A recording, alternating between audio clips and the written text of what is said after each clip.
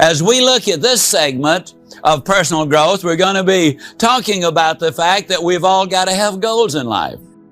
The question is, do you have a reason? The reality is that 97% of the people in our society do not have clearly defined, written down goals for their lives. Now, there are four basic reasons they don't have goals. And the first reason actually is because of fear, spelled, of course, F-E-A-R. And this forms an acrostic for false evidence appearing real. So many millions of people have been conditioned to believe that there is no use in setting goals because over a period of time, nothing good is going to happen to them anyhow. They've been told a lot of times that you cannot do things, don't expect it. The input basically has been negative.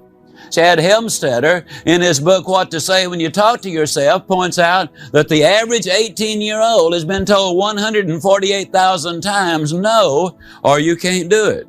77% of our self-talk is negative. Dr. J. Allen Peterson, in his book, The Myth of the Greener Grass, points out that one computer study revealed that over 90% of the daily input in our minds is of a negative nature. And so a lot of people, therefore, simply do not set those goals. They've accumulated some false evidence, but it appears real, and they act accordingly. Because if it appears real, as a practical matter, it has the same impact as if it were real. For example, I could go into any city, just about anywhere in the world, with nothing but my handkerchief that I have in my hand, and I could rob a bank with my handkerchief in my finger. All I'd have to do is put the handkerchief across my face, put my finger in my coat pocket, aim at the teller, and say, "Give me your money." The evidence would be false. It would appear real. And that individual would handle it as if there were a real gun in there. Now, I'd walk out with the money. I might get shot on the way out, but at least that teller would surrender that money. You might have seen this. A young Cuban hijacked a plane to Cuba using nothing but a bar of soap. He put the bar of soap in a box. He said to the captain of the aircraft, "This is a bomb. Let's go to Cuba." They went to Cuba. The evidence was false. It appeared real. The thing about life, the thing about nature is this. Oliver Wendell Holmes years ago said, "The great tragedy in America today is not the waste of our natural resources, though that is a great tragedy." He said, "The real tragedy is the waste of our human resources." And the average individual will go to their grave with their music still in them. You see, man and nature are 180 degrees apart. We use up nature's natural resources by using them up. We use up man's natural resources by not using them at all. Fear keeps a lot of people from setting goals. The second thing that keeps a lot of people from setting goals is because they have such a poor self-image. They cannot imagine in their wildest imagination them becoming college graduates, getting the superb job, living in the nice home, winning the ideal mate. They cannot imagine themselves being financially successful or secure. Their image simply will not let them get there. Now understand again that we perform in accordance with the image or the picture we have planted in our own mind. Positive thinking will not work for the individual who is negative on himself. You got to have that positive image, that good self-image of yourself. One of the most amazing stories, which I believe really epitomizes what I want to say about this, is the story of Tom Hartman. On January the 28th, 1979, Tom Hartman attended a seminar up in Oklahoma City, Oklahoma. It was an all-day seminar. Later, I got a letter from him. Since then, he and I have become friends. We've corresponded a number of times, visited a number of times. And the gist of the story is this.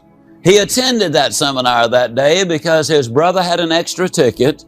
That was Tom's day off. There were about 1,500 or 1,600 other people there. Tom sat in the very center of the audience. In his first letter to me, he said, "You know, Zig, as I sat there, I hadn't been there 3 minutes before I realized I was in the wrong place. You were in front of this audience saying some wild things like you can go where you want to go. You can do what you want to do. You can be like you want to be. And I thought to myself, oh, brother, is that a bunch of baloney? I'd heard guys like you before. And to be honest, he said, it made me a little uncomfortable, and I looked around for a way for me to easily get out of there in case it got any worse, which is exactly what it did. It wasn't 3 more minutes when you actually had the gall to look at that audience, to all of us, and say, God loves you, and He wants the best for you. And I knew that was a bunch of baloney, and I really looked around for a way to get out, but there I was, stuck right in the middle. 15 or 1,600 people, and there was no way I could get up without creating a disturbance. So he said, I looked at my watch, and I just decided I would get out of there at the first break, and that would be the end of that.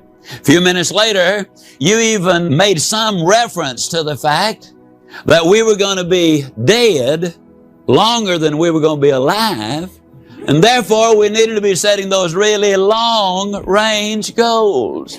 Was it long when you had the audacity to say to us that man was designed for accomplishment? He's engineered for success. He's endowed with the seeds of greatness. Now, when you said that, Zig, you said, I looked down and I thought to myself, well, it's at least partially right, because I was looking at a 63 1/2 inch waistline and 407 pounds of bulk. He said, I was coming off a devastating divorce. I had a job only because my employer was my friend, not because I was actually earning the money. Hadn't been to church in many years. I was so broke that every Friday night I was writing a hot check so I could get something to eat, and I would pick it up on Monday morning. This, as I said, was about 10 years ago. And he said, there you were saying all of those things. And I don't really know, Zig, what it was that you said, but somehow or other, something rang a bell in my mind. And I don't know whether it was because of the repetition or because somebody behind me said, that's right, or reinforced you in some way. But I reached over and I got my pen and I started to take notes on my yellow pad. Said, Zig, I took notes all day long. When I got through, for the first time in my adult lifetime, I saw just a glimmer of hope. I so desperately wanted to get your set of tapes on motivation, but I did not have a dime to my name. And my brother, bless his heart, he loaned me the money.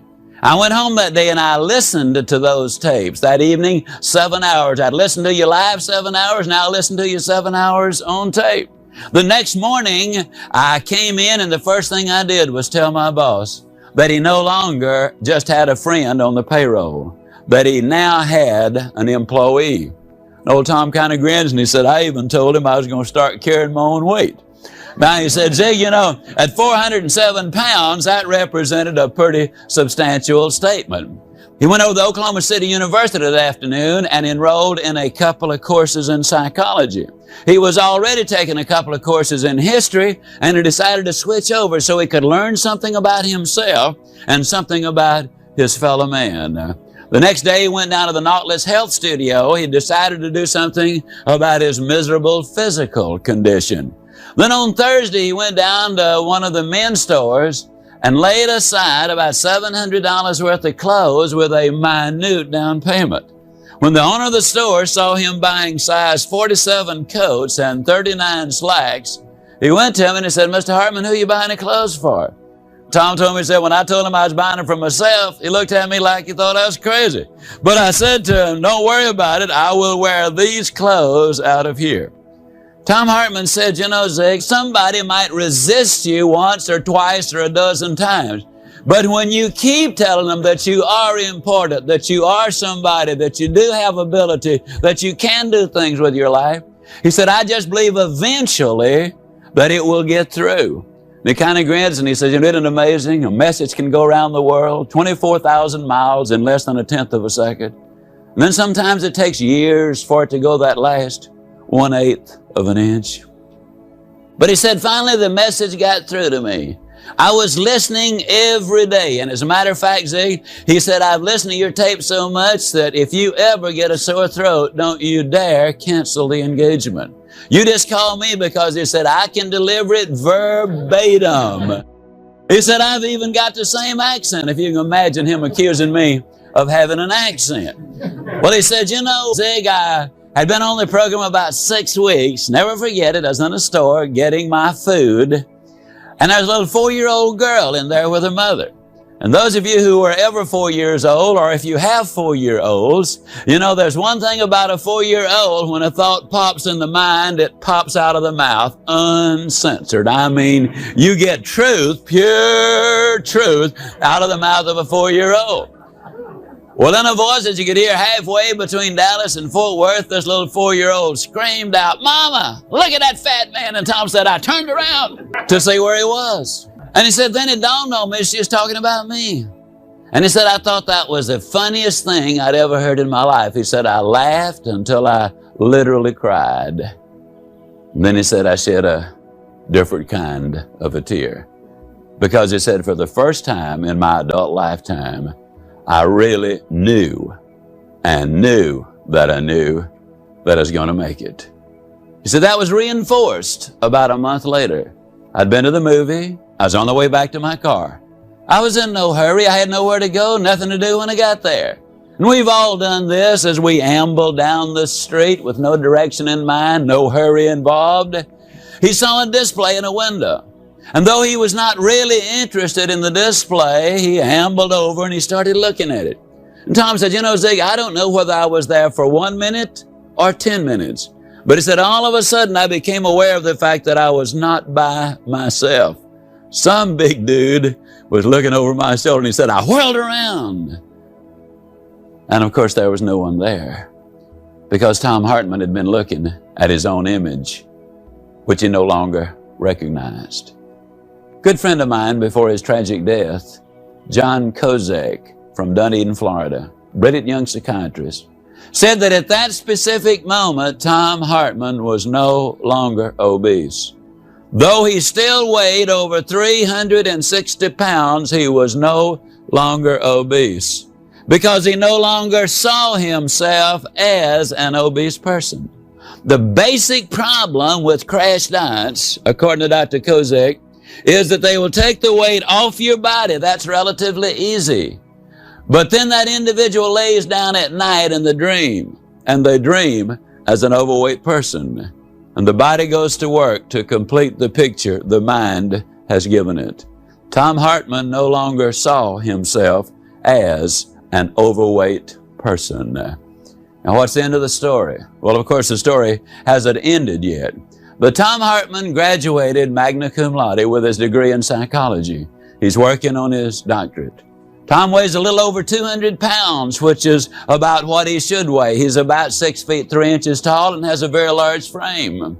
He teaches a Sunday school class every Sunday. He's in business for himself. And I give you the story in such great detail because I believe that when you analyze it, here is a man who was physically bankrupt, spiritually bankrupt, he was socially bankrupt. From a family perspective, he was bankrupt. He was bankrupt in every important area of life. And yet, because he became involved in the development of a good self-image, he got involved in setting those goals, and the results were absolutely spectacular. You got to have goals. The third reason that 97% of the people don't have goals is basically they have never really been sold. Now, that's my prime function in this particular segment, is to sell you on having your goals, and that is exactly what I'm going to do. By the time this recording is over, you will in fact be sold on the absolute necessity of having goals. I will not suggest that you work harder. As a matter of fact, by the time we get through, you will probably end up working less. But when you're on the job, you will be on the job. You will be working infinitely more effectively when you work in this manner. And you will have that balance of life. We say it so many times in so many different ways. There's a difference between standard of living and quality of life. And we're going to be looking at quality of life because that's the significant thing. 1953, Yale University did a study of their graduating seniors. They discovered that of those seniors, only 3% of them had taken all of the steps necessary to set their goals. That is, they had identified exactly what they wanted and written it down. They had spelled out why they wanted to reach these goals. They had listed the obstacles they had to overcome in order to get there. They had identified the people, the groups, and the organizations they needed to work with in order to get there. They had identified what they needed to know to reach that goal. They had developed a plan of action to reach that goal. And finally, they were able to put the date on it as to when they expected to get there. Only 3% of the graduating seniors had taken all of those steps. An additional 10% had taken 5 of those steps, but 87% of them, beyond identifying that they wanted to be a doctor or a professor or an attorney or whatever, really had not done that much towards goal setting. Now, please understand, everybody has goals. One of your goals, for example, if you're in your car listening to this recording, one of your goals was to listen to this recording. Everybody has goals.